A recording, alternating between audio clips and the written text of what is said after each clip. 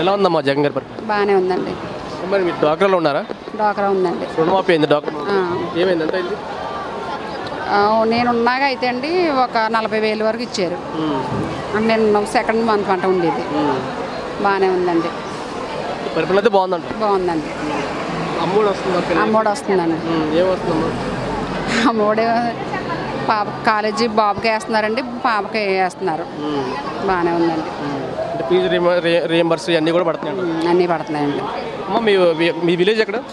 రాయవరం అండి. రాయవరం. అమ్మ మీకు ఆరోగ్య సురక్ష కార్యక్రమం జరిగిందా? ఏం లేదండి. ఆరోగ్య సురక్ష కార్యక్రమం ఉన్నాయండి. ఆరోగ్యశ్రీ ఉన్నాయి కదా, మేము ఇంకా వెళ్ళలేదండి అందులోకి. బాగానే ఉన్నాయండి. అవును. గత ప్రభుత్వం బాగుంది, ప్రభుత్వం బాగుందా? మాకైతే ఇదే నచ్చిందండి. ప్రభుత్వం బాగుందంట అయితే. అందరికీ చెప్పలేం కదండి, మాకైతే నచ్చింది జగన్ది. ఎందుకంటే మేము జగన్ కంటే మాకు బాగా ఇంట్రెస్ట్. అది ఒకరిని బట్టి పోతుందండి. మాకు జగన్ అంటే ఇంట్రెస్ట్. అదేమి మనం చెప్పలేం కదండి.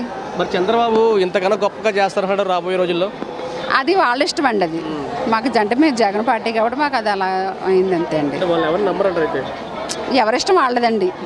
మనం చెప్పలేం కదండి. మళ్ళీ సీఎం మాత్రం జగన్ కావాలనుకుంటున్నారు. మా వరకు అయితే జగనే రావాలనుకుంటున్నామండి. మా ఇంట్లో పెన్షన్ తీసుకున్న వాళ్ళు ఎవరు ఉన్నారా? నేనే తీసుకుంటున్నానండి. తీసుకుంటున్నారా?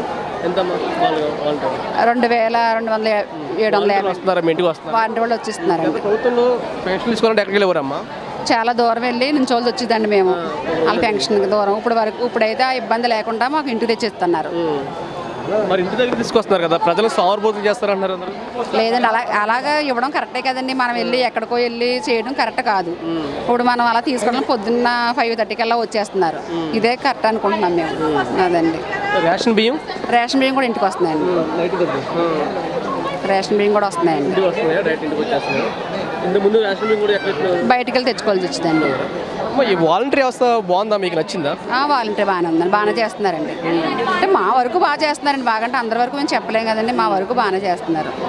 మరి వాలంటీర్ వ్యవస్థ బాగాలేదు. ఈ వాలంటీర్ వ్యవస్థ ఉండడం వల్ల ప్రజా వినియోగం అంటే వ్యక్తిగత సమాచారం కూడా దుర్వినియోగం.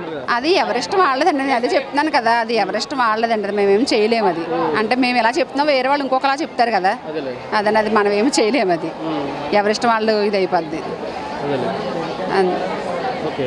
అంటే మీకు ఇంతకుముందు ఈ క్యాస్ట్ సర్టిఫికేట్లు కానీ ఇన్కమ్ సర్టిఫికేట్లు కానీ మీరు ఎక్కడ తీసుకునేవారా? మళ్ళీ మేము ఇప్పుడు వరకు ఏం కాదు. మాకు ఫస్ట్ నుంచి జగన్ అంటే బాగా మేము ఉన్నదే అది కదా, జగన్ బాగా మాకు. మీ విలేజ్ నుంచి మీరు బయటికి వెళ్ళాల్సిన అవసరం లేదంటారు? లేదండి. మండలంలో కానీ ఎంఆర్ ఆఫీసర్ కానీ ఎండి ఆఫీసర్ కానీ. అవునండి. సీఎం ఎవరు అనుకుంటారు? జగన్ కాదు.